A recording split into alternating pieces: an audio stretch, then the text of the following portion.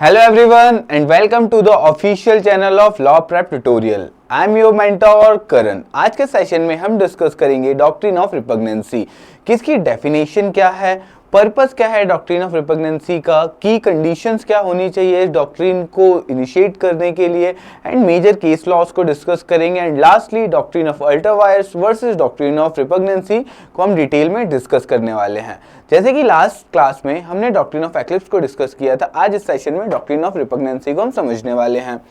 So doctrine of रिपग्नेंसी basically होता क्या है, इसे समझते हैं कि कॉन्स्टिट्यूशन ऑफ इंडिया जो कि इंडिया का सुप्रीम लॉ है, उसके अंडर पावर दी गई है स्टेट लेजिस्लेचर को एंड सेंट्रल लेजिस्लेचर को लॉज बनाने की।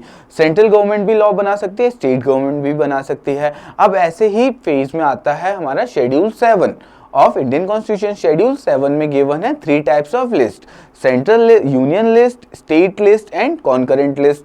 यूनियन लिस्ट के अंदर जो सब्जेक्ट मैटर्स प्रोवाइडेड हैं उनके ऊपर सिर्फ और सिर्फ सेंट्रल गवर्नमेंट का डोमेन है, सेंट्रल गवर्नमेंट उसके ऊपर लॉ बनाएगी, parliament specifically. And state list subject matters जो हैं उसके ऊपर स्टेट लेजिस्लेचर लॉ बनाएगा। एंड थर्डली जो कॉन्करेंट लिस्ट है उसमें जो सब्जेक्ट मैटर्स प्रोवाइडेड हैं उनके ऊपर स्टेट गवर्नमेंट या सेंट्रल गवर्नमेंट दोनों ही लेजिस्लेचर्स लॉ बना सकते हैं। सो अब इसी सिचुएशन में किसी एक स्पेसिफिक सब्जेक्ट मैटर के ऊपर सेंट्रल गवर्नमेंट ने एक लॉ बना दिया एंड वहीं पे स्टेट गवर्नमेंट ने भी एक लॉ बना दिया, एंड अब ये दोनों लॉज कॉन्ट्राडिक्टरी सिचुएशन में है। तो इस सिचुएशन को रिजॉल्व कैसे किया जाएगा, स्टेट का लॉ प्रिवेल करेगा या फिर सेंटर का लॉ प्रिवेल करेगा, इसी सिचुएशन को डिस्कस किया गया है, मेंशन किया गया है under article 254 of Indian constitution. अब जैसे कि ब्लैक लॉ डिक्शनरी के अंडर डिफाइन किया गया है रिपग्नेंसी को, कि रिपग्नेंसी स्पेसिफिकली होती क्या है, it is a contradiction between legal instrument, that means it is a contradict between two laws by central government and the state government. अब इंडिया का जो फेडरल स्ट्रक्चर है वहां पे दोनों ही स्टेट गवर्नमेंट भी सेंट्रल गवर्नमेंट लॉज बना सकते हैं। अब हम इसे समझते हैं आर्टिकल 245। आर्टिकल 245 में प्रोवाइडेड है कि पार्लियामेंट और स्टेट गवर्नमेंट दोनों ही लॉज बना सकते हैं स्पेसिफिक सब्जेक्ट मैटर्स के ऊपर। 246 के अंडर मेंशन कर दिया गया है union list, state list and concurrent list. ये स्पेसिफिकली डिटेल में प्रोवाइडेड है शेड्यूल 7 के अंडर में कि कौन सी गवर्नमेंट किस सब्जेक्ट मैटर के ऊपर लॉ बनाएगी। थर्डली एक्सक्लूसिव यूनियन पावर, ऐसे केसेस में जहां पे यूनियन लिस्ट में कोई सब्जेक्ट मैटर प्रोवाइडेड है वहां पे एक्सक्लूसिव पावर है यूनियन गवर्नमेंट की लॉ बनाने के लिए। And thirdly shared concurrent powers. Shared concurrent powers that means कि दोनों ही state government and central government किसी स्पेसिफिक सब्जेक्ट मैटर के ऊपर जो कॉन्करेंट लिस्ट में प्रोवाइडेड है उसके ऊपर लॉज बना सकते हैं। सो ये है हमारा आर्टिकल 245 एंड 254। अब 254 क्वेश्चन में आता है, 254 की वर्डिंग्स हैं क्या स्पेसिफिकली। 254 के अंदर 2 क्लॉजेस गिवन है कि एक सिचुएशन जहां पे कोई स्टेट लॉ का स्पेसिफिक प्रोविजन या फिर पूरा का पूरा स्टेट लॉ कॉन्ट्राडिक्ट कर रहा है सेंट्रल गवर्नमेंट के यूनियन लॉ से, तो फिर उस सिचुएशन में सेंट्रल गवर्नमेंट का लॉ प्रिवेल करेगा एंड जो स्टेट लॉ होगा वो वॉइड हो जाएगा till the inconsistency to the union law, कि जितना पोर्शन उस लॉ का वायलेट कर रहा होगा सेंट्रल लॉ को उतना पोर्शन वॉइड डिक्लेयर कर दिया जाएगा, इनवैलिड डिक्लेयर कर दिया जाएगा। अब यहीं पे आता है क्लॉज 2 ऑफ आर्टिकल 254। क्लॉज 2 ये डिसाइड करता है कि इन केस किसी स्टेट लॉ के ऊपर जो कॉन्ट्राडिक्ट कर रहा है सेंट्रल गवर्नमेंट के लॉ को, उसे अगर प्रेसिडेंट रिजर्व करते हैं एंड प्रेसिडेंट का असेंट मिल जाता है, रिसीव्ड द प्रेसिडेंट असेंट, सो उस सिचुएशन में वो जो स्टेट लॉ होगा वो प्रिवेल करेगा in the state only, specifically कि उसी स्टेट में ही प्रिवेल करेगा। अब ये क्लॉज ऐसे समझो कि पार्लियामेंट के पास पावर है यूनियन गवर्नमेंट के पास सेंट्रल गवर्नमेंट का लॉ बनाने के लिए, जहां से लोकसभा से बिल जाएगा, पास होकर राज्यसभा, राज्यसभा के बाद प्रेसिडेंट का असेंट मिलेगा। प्रेसिडेंट का असेंट मिलने के लिए ही सेंट्रल गवर्नमेंट के थ्रू पूरे इंडिया पे वो लॉ एप्लीकेबल हो जाएगा। एंड वहीं पे अगर स्टेट गवर्नमेंट ने कोई लॉ पास किया एंड उसे भी प्रेसिडेंट का असेंट मिल जाए, प्रेसिडेंट ने परमिशन दे दी, तो फिर वो परमिशन के हिसाब से वो जो स्टेट लॉ रहेगा वो वैलिड हो जाएगा उस स्पेसिफिक स्टेट के लिए। बट लेटर ऑन अगर सेंट्रल गवर्नमेंट इसे रिपील करने के लिए कोई दूसरा लॉ ले आती है जो कि स्टेट के इस लॉ को जिसे प्रेसिडेंट का असेंट मिला था, फ्यूचर में फॉर एग्जांपल 2024 में एमपी गवर्नमेंट कोई लॉ लेके आई जिसे प्रेसिडेंट का असेंट मिल गया, तो फिर एमपी गवर्नमेंट के हिसाब से एमपी स्टेट में वो लॉ प्रिवेल करेगा। बट लेटर ऑन 2025 में, एक साल बाद, सेंट्रल गवर्नमेंट एक लॉ लेके आ जाती है जिसे ओवरराइड कर देगा स्टेट लॉ को, तो फिर वो सेंट्रल लॉ प्रिवेल करेगा, क्योंकि प्रेसिडेंट का असेंट पहले मिला था and later on central government के लॉ को प्रेसिडेंट का असेंट मिल गया है, तो जो लेटर ऑन असेंट मिला है प्रेसिडेंट का जिस लॉ को, वो प्रिवेल करेगा। सो दो क्लॉज हैं, क्लॉज 1, क्लॉज 2। क्लॉज 1 के अकॉर्डिंगली सेंट्रल का लॉ प्रिवेल करेगा, बट वहीं पे स्टेट गवर्नमेंट ने अगर प्रेसिडेंट का असेंट ले लिया है उस स्पेसिफिक लॉ के लिए, तो फिर वो लॉ स्टेट में फंक्शन करेगा ओनली इन दैट स्टेट। ठीक है, चलिए आगे बढ़ते हैं।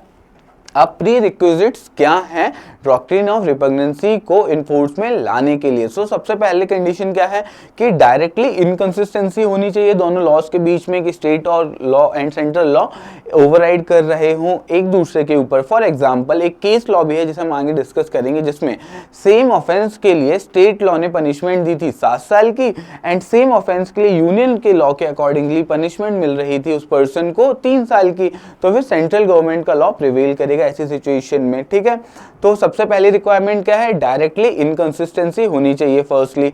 सेकेंडली एब्सोल्यूट इररिकॉन्सिबिलिटी, कि दोनों के दोनों लॉस को हम रिकंसाइल नहीं कर सकते हैं, ऐसी सिचुएशन में नहीं ला सकते हैं कि वो फॉलो अप कर जाए, कि अगर आप किसी एक लॉ को फॉलो कर रहे हो तो इम्पॉसिबल हो जाएगा कि दूसरे लॉ को उसी टाइम पे फॉलो अप करने के लिए। सो एग्जिस्टिंग सिचुएशन में दोनों लॉज साथ में ऑपरेट नहीं कर सकते हैं, तो एब्सोल्यूट इररिकंसिबिलिटी होनी चाहिए दोनों लॉज के बीच में। एंड डायरेक्ट, थर्ड कंडीशन क्या है? डायरेक्ट इनकंसिस्टेंसी या डायरेक्ट कोलिजन होना चाहिए, कि इम्प्रैक्टिबल हो जाए कि आप एक लॉ को फॉलो कर रहे हैं तो सिचुएशन में दूसरे लॉ को आप डिसोबे करेंगे ही करेंगे। सो उस सिचुएशन में डॉक्ट्रिन ऑफ रिपग्नेंसी फंक्शन में आ जाएगी। चलिए आगे बढ़ते हैं। अब 2 केस लॉज हैं, Bharat hydro power and Deepchand versus state of UP. अब इन 2 केसेस में क्या डिस्कस किया गया था, इसका कोर जान लेते हैं कि प्रेसिडेंट क्या था इस केस का। Bharat hydro power corporation versus state of Assam में सब्सटेंटिव डोमेन की बात की गई थी, कि रिपग्नेंसी आपके सब्सटेंटिव डोमेन भी, कि वो दोनों लॉ एक दूसरे को कोलाइड कर रहे होंगे या कोलिजन में, वायलेशन में आ रहे होंगे। And secondly Deepchand versus state of UP में आइडेंटिकल लेजिस्लेटिव फील्ड बोला गया, कि इस केस में highlighted the underscored occupied field doctrine, कि स्पेसिफिकली वो अगर सेपरेट डॉक्ट्रिन्स हैं, वो अलग जगह पे दोनों लॉज फंक्शन कर रहे होंगे, तो फिर उस सिचुएशन में दोनों के दोनों लॉज ही फंक्शन कर सकते हैं।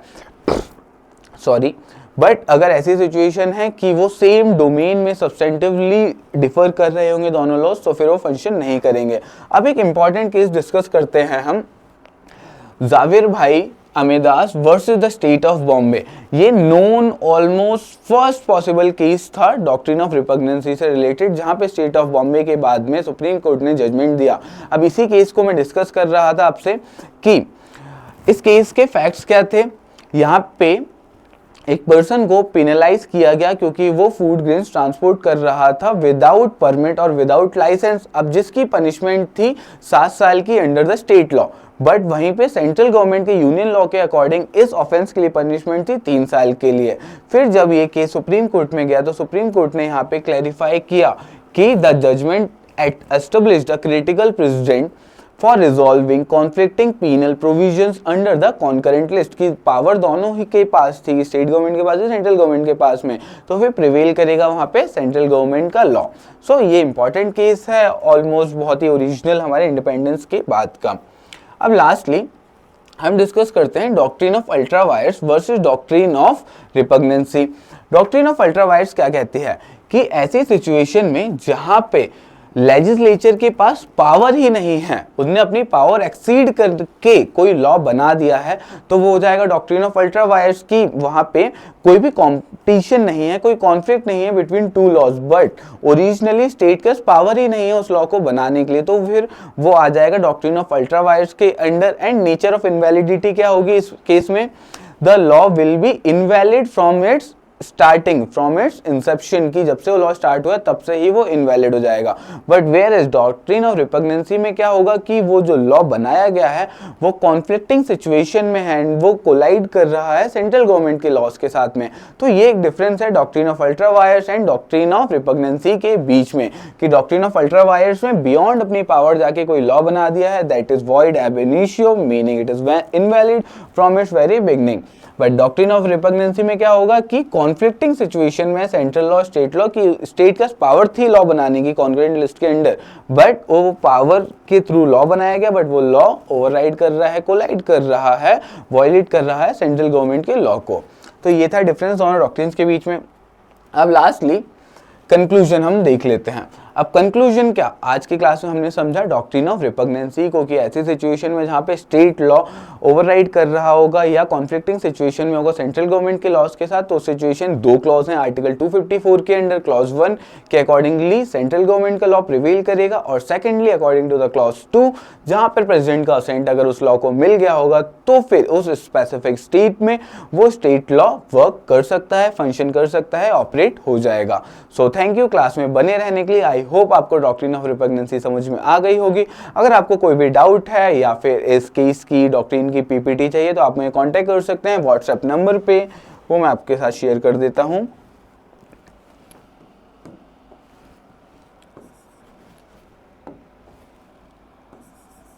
एट 77784935 आप इस नंबर में मुझे टेलीग्राम पे या व्हाट्सएप पे टेक्स्ट कर सकते हैं, या कोई भी आपको डाउट आता है लीगल से रिलेटेड तो आप मुझसे डायरेक्टली पूछ सकते हैं। और लॉ प्रेप को फॉलो करना ना भूलें। Thank you.